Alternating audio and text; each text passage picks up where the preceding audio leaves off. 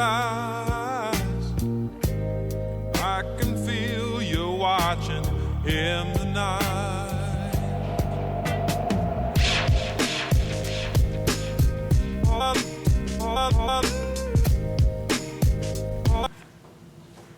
Okay, this bathroom that I am on, I'm not going to say anything about right away.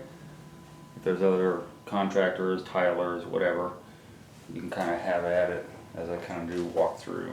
This was a bathtub to shower conversion on a concrete slab.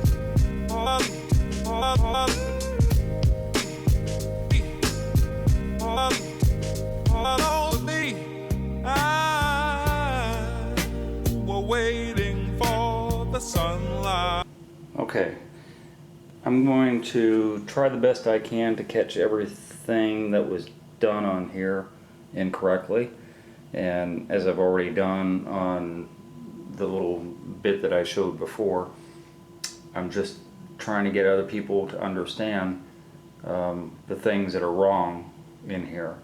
And I guess if you watch the other little bit, it's pretty self-evident the things that are wrong.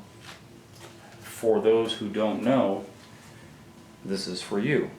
One of the reasons that I'm on YouTube, or that I started on YouTube 6 years ago, is to show people what not to do, not only for themselves, but if they have a contractor coming in to build their shower or their bathroom, as it were. And the things that are wrong can get very costly. Not only they're costly, but it's chaotic and time consuming and aggravating and all the other adjectives I can think of, and it should never get to the point where it's at now, which is again why I do the videos, where I started out doing videos 6 years ago, bad bathroom jobs, so that if a contractor comes in and does any one of these things that I'm talking about, that he should just be sent away, get a second opinion, and move forward from there with somebody else that knows what they're doing, mainly because it's such a waste of, as I said, time and material to have to redo something, especially at this point that we're at now, because it should have already been, well, right now we're probably 80% done, and everything is wrong. So let me start. The floor area, this is a very, very nice honed, not honed travertine, polished travertine that's rectified. Rectified meaning that each one of these tile match up exactly to each of the other tile. And because the grout lines are all off, that's operator malfunction, because the grout lines shouldn't be off, but they are. I don't know what kind of little spacers he was using. These little shims instead of spacers, so that's kind of weird. But anyway, the main thing is, look at this buildup. Like, I can't even get it on video very well, but the buildup on here is about 1.25 inches. This is a concrete slab. There's no reason to have this huge buildup. The buildup is ridiculous, first of all. I mean, literally on this little, 20, 30 foot square area, there should have been like 1 bag of thin set used, and there's probably in excess of about 3 of them used. Besides that, this is a gray thin set, and this is travertine tile, so we're supposed to go in with a bone grout, which is going to be light color, but yet he used gray thin set. So what happens is, when it gets wet, especially when the thin set is this close to the grout line or vice versa, that bleed through will occur, and so this nice, off-white grout that you're going to be using will start turning gray when it gets wet because of the bleed through. So that's horrible. A lot of things that are, the lines don't match up from this side to this side. These lines don't match up. The thin set is pushing through, which means the thin set was too thin to begin with. This tile is actually broken, and it's glued. Both pieces are glued, and there's a huge gap there, what we call lippage. But there's lippage everywhere. So the lippage is very prevalent on all of these tile. As you may have seen before, there's a huge grout line there that's 1/4 inch, and then there's virtually none over here. So yeah, I don't know what's going on. To the curb, I can't get to the curb until I explain a couple of other things. This shower pan is, again, a concrete slab foundation. So for whatever reason, he decided to glue backer board to the concrete. I don't know the reason for that. And then he moved the drain. As I said, this was a tub before, so tubs are usually about 4 to 5 inches off, and apparently this box that the builder put in here was a little bit larger, so he moved the drain out to the maximum distance that he could. Didn't go center, which is not a big deal, but he used the same drain. So this is 1.5 inch drain for a tub, and it should have been transitioned at some point to a 2-inch drain, and there's no drain cap. So there's nothing there that a shower could drain into, because there's no plan in place, like what drain were you going to use. I don't know the answer to that question. I just don't know.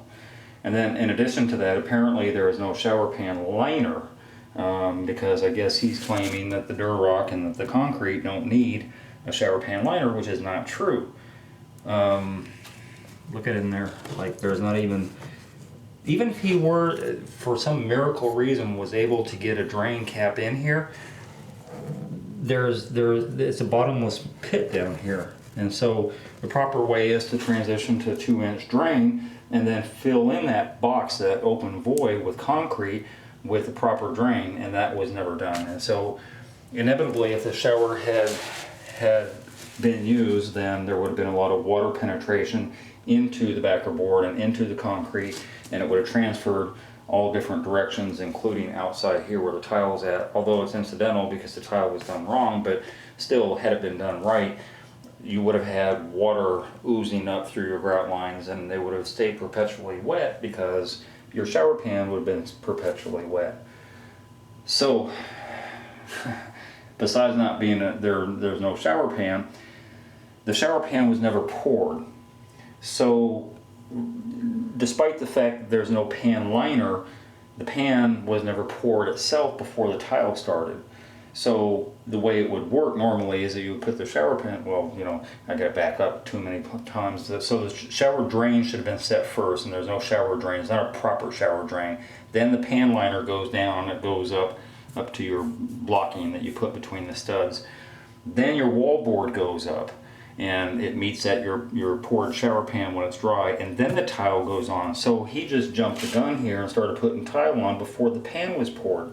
So I don't know at which point he was going to pour the pan and up to which point of this wrong drain that he thought would work. And then all of the mortar from pouring the pan would have gone into this void of where the drain is. Like, it just would have gone through. The next day, it would have been a mess. The next day, it would have been a horrible mess because, well, you get the idea. None of these grout lines are like, you know, he's using spacers, but the spacers are irrelevant because he's not using them correctly. He's just setting them on top of each other, but he's not using them in here. And, you know, you got a good 3/8 grout line here, and then down to like a 1/16 maybe over here. And like every grout line has an issue. There's nothing here that matches each other. Huge gap here. Just like a huge gap, you know, 3/4 of an inch, and then it tapers down to like 1/8 of an inch at the top, and then it tapers down to absolutely nothing by the time you get up here. All this mosaic, and then look at that huge gap on the left side, although there's none on the right side. So, and then look at this pencil. So this is interesting. The pencil was cut like at a 45 here, but they don't match. They're not even in line with each other. And then you come over here and, well, I don't know how to do 45, so I'll just do it straight. And then he kind of sort of did a 45 here, but he was trying to, I guess, match up to the roundness of the other one, and that didn't work out too well. And then we had the same grout issue that I was talking about over here, and then over here, and over here. I mean, there's just too many grout issues to even keep talking about. This this little shelf that he put in was diagonal cut on a tile, but the grout line is huge. Even he didn't even meet this tile up to that, or this one is even worse. That's a bigger gap there. Look at that. That's a 1/4 inch grout line. That's a shame. None of this tile matches with each other. There's lippage everywhere I look. As I said, these tiles match perfectly, and so you got a 1/4 inch, almost a 1/4 inch gap here, and it's like, well, these tiles don't match. Of course they do, but then you got the opposite 1/4 inch going on the top. So, you know, I'm look at up there. I can't even see if I can get my camera. Look at the top, where the ceiling's at, and it just tapers down to nothing.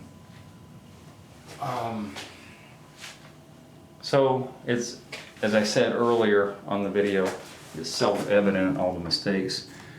Pushed this mosaic so far that all the thin set is pushing through. I don't know how he planned on getting all this thin set out of these lines before he grouted. I don't know. Shower fixture. What bothers me the most when I first saw it is it's not center. So apparently this is a brand new shower fixture, but yet it's not in the center of this mosaic border. You see, it drops down a good 4 or 5 inches. But the bigger issue is he tiled up all around the body of the valve. So there's nowhere for the screws for the scutcheon to go onto. There's nowhere for the guard of the scutcheon, the piece that goes in here. You can't put it in there, and then the handle won't go on because it's set too deep into the wall. But then the tile wraps all over around it, so you can't get the scutcheon on anyway. So that's not even workable. That won't work. Look at that. What kind of cut is that?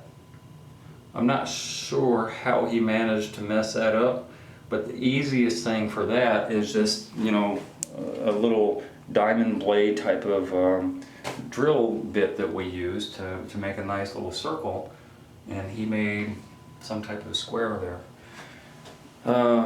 these pieces here don't match anything. I don't know what kind of saw he used to make these cuts, but these pieces don't have a gap where they should have a little gap. They shouldn't be butted up against each other.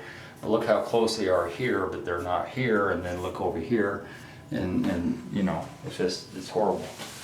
Look at that. So I don't, you know, there's just so much going on here that it's none of these have grout line in between them. None of these pencil have any type of grout line. But again, you know, this is probably bordering one of the worst jobs that I've seen, and I make these videos not to necessarily people get on me because I critique other people's work, but yet they say I'm not perfect. Well, I'm not perfect, but you know, a 15-year-old with a week's worth of training could do better than this. So what I'm saying is, before it ever gets to this point, the reason I critique these type of jobs is to make sure that you're on point as far as the contractor that you hire. When you ever get into a job like this and you see any of these issues, any one of these issues going on, that's the time to stop. Don't stop it by the time it gets to this point. There's way too many mistakes. Not only is it not right, it's not even functional. As I said, with this drain and the way the pan was not set and all this stuff. Oh, by the way, no waterproofing either. So there's no red guard on these walls. I guess he claimed that the hardy backer that he put on here would take care of that, and it won't. So anyway, not much more I can say about this. And you know, just a heads up for anybody watching, to make sure that you don't have any of one of these issues that I've mentioned ever go on. By the time it ever gets to that point, get out while the getting's good.